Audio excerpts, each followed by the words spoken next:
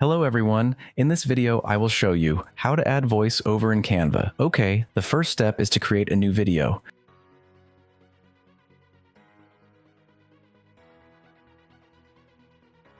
Now click on Share, See All, Present and Record, and click Go to Recording Studio. Accept the access to the microphone and camera.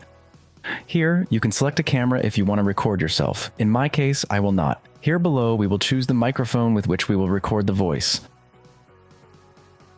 Start recording. And after the countdown, you will start recording your voice.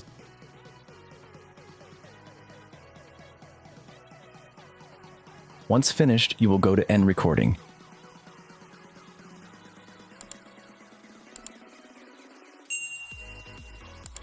Save and exit. Now click here, Audio, and here you will have the recording. Just click on it. Well, to cut the audio in case you don't want to hear something or cut the silences, just click on the part you want to delete and press S.